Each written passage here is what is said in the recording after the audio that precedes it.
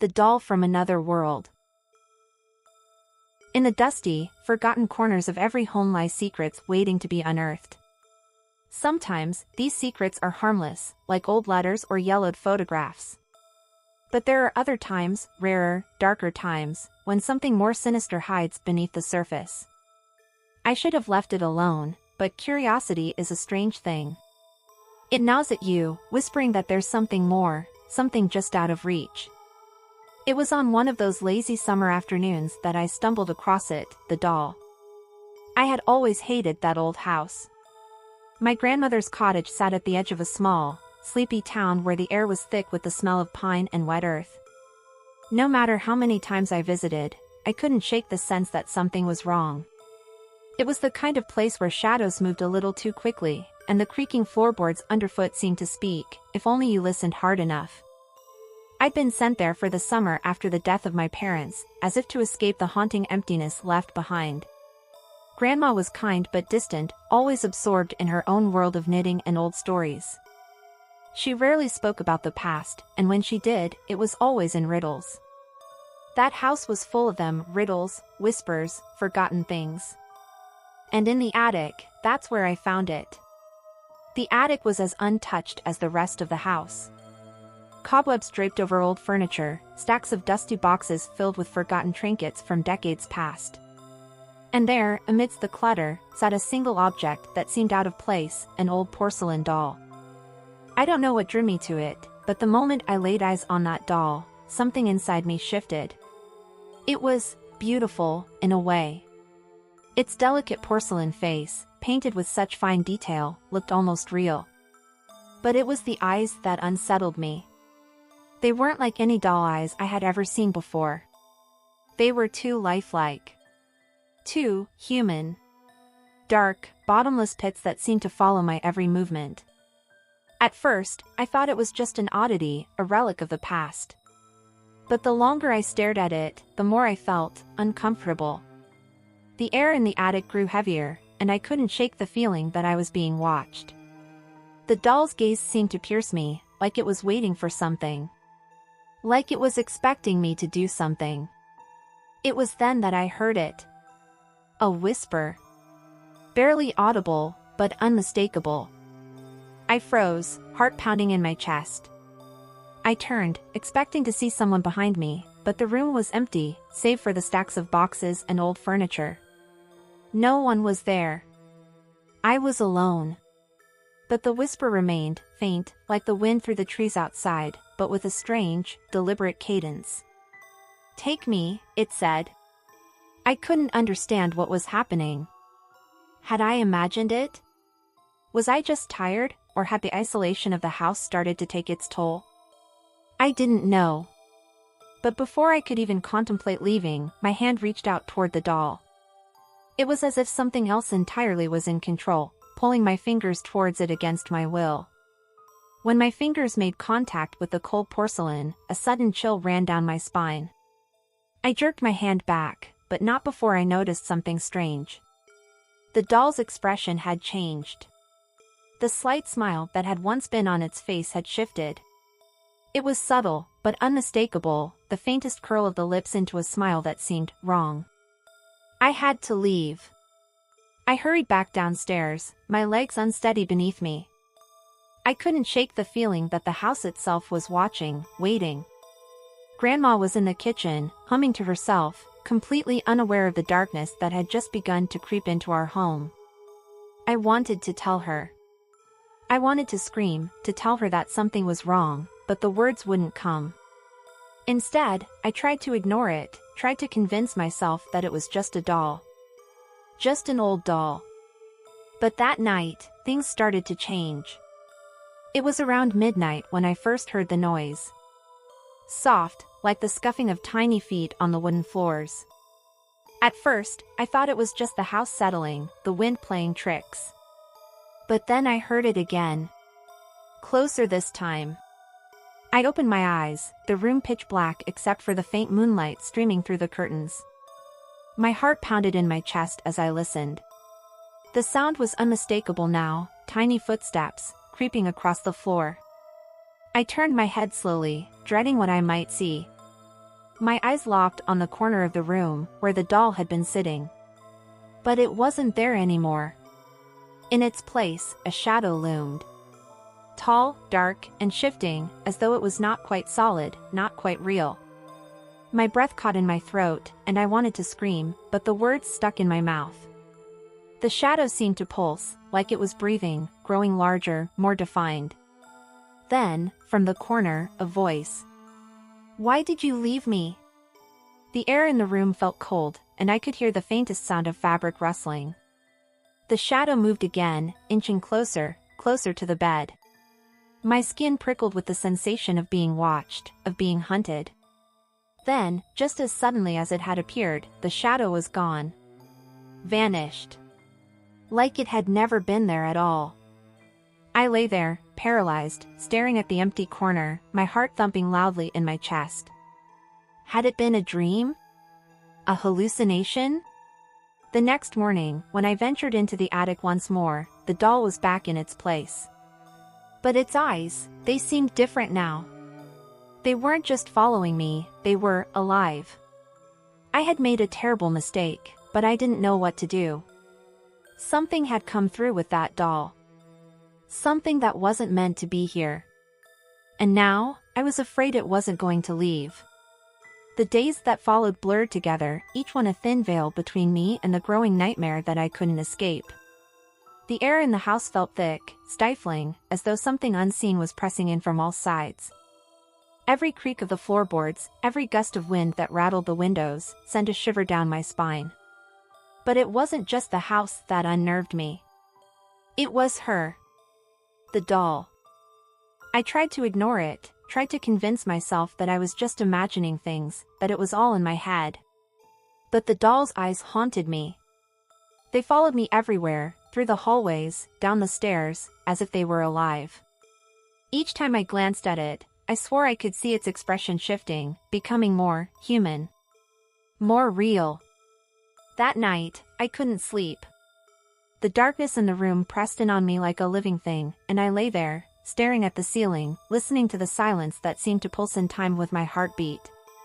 My mind raced, spinning through every possible explanation, every rational thought I could cling to. But nothing made sense.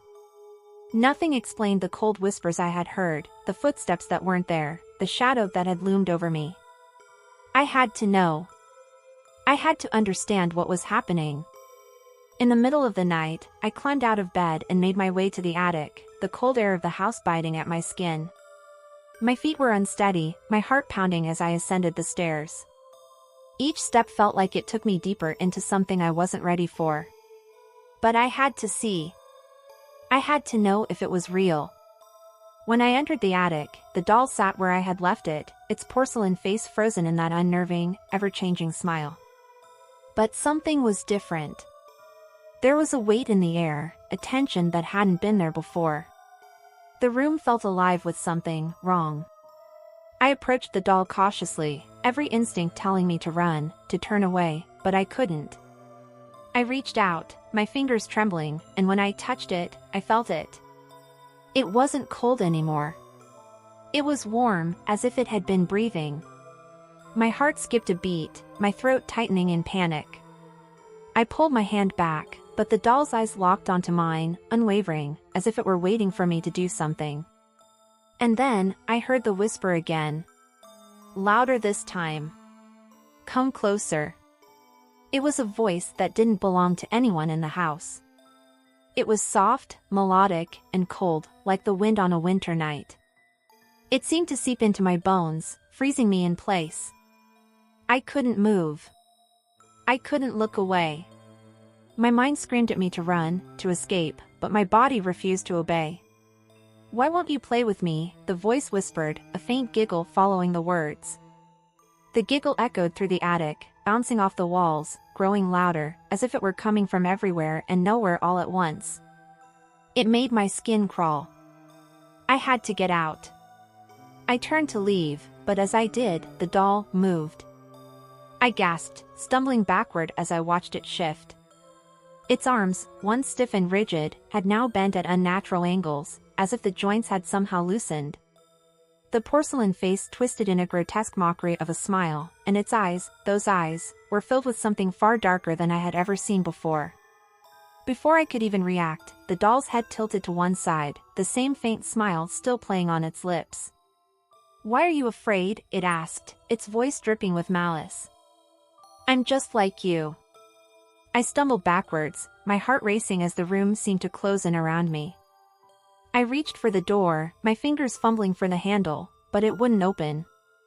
It was as though the house itself had locked me in, trapping me with the doll that was no longer a doll at all.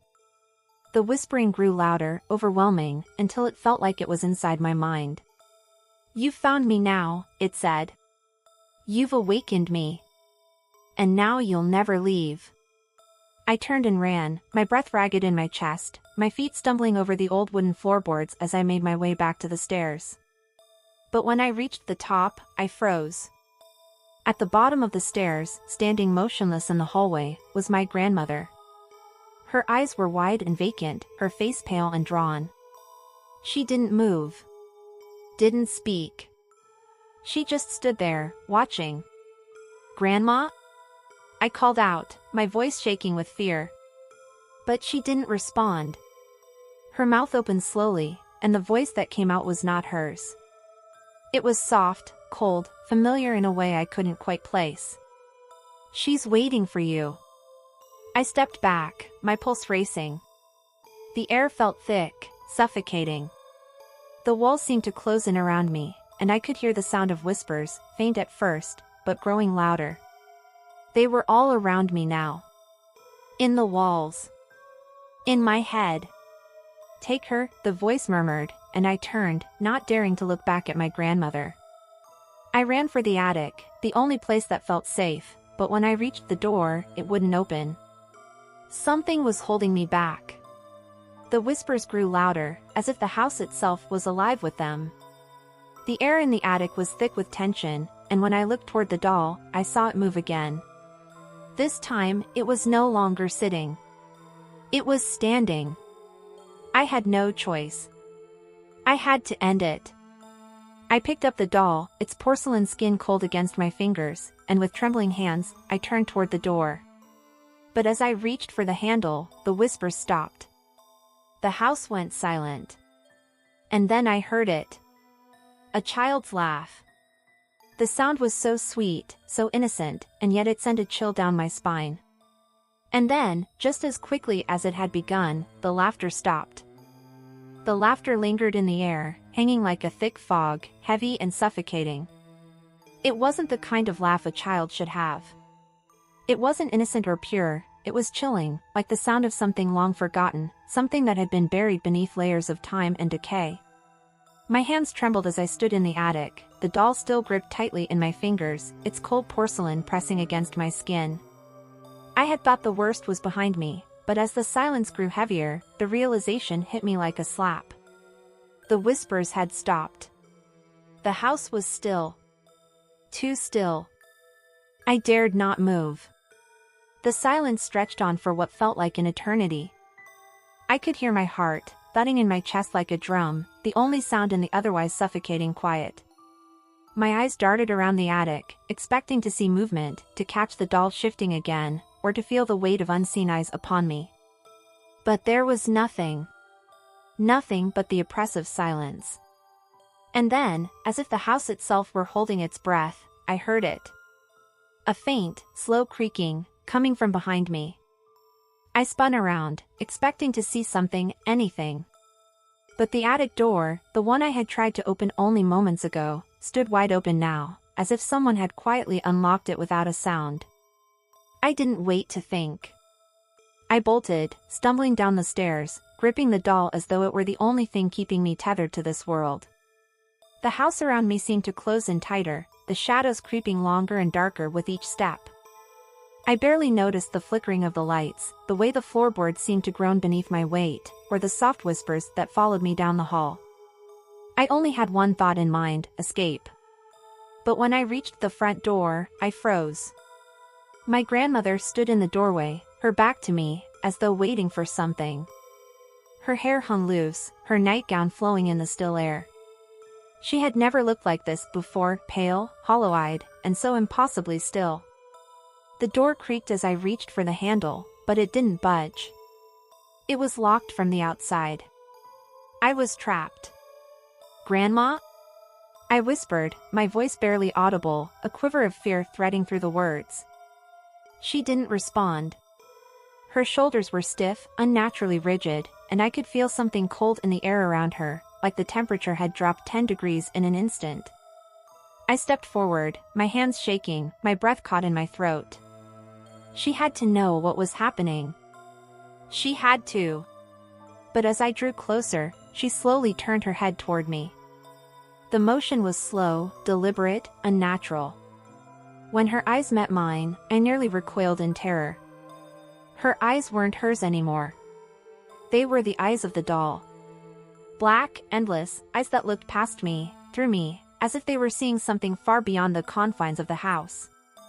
I could feel my knees tremble beneath me, but I couldn't look away. "I've waited for so long," she whispered, her voice not hers either. It was the same cold, melodic voice from the attic, the one that had called to me, beckoning me closer. "You never should have found it." The words echoed in my mind, and for the first time, I understood. The doll, it wasn't just a doll. It wasn't just some relic from the past. It had been waiting, biding its time for someone like me, someone who would open the door to whatever lay beyond. And now that I had, it wasn't going to let me leave. The doll in my hands began to stir again, the porcelain warmth crawling up my arm like a feverish burn.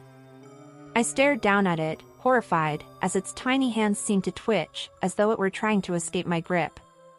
The whispering started again, louder now, filling the space, seeping into my bones. It was calling to me. Pulling me in. "Come closer, don't you want to play with us?" I didn't want to play.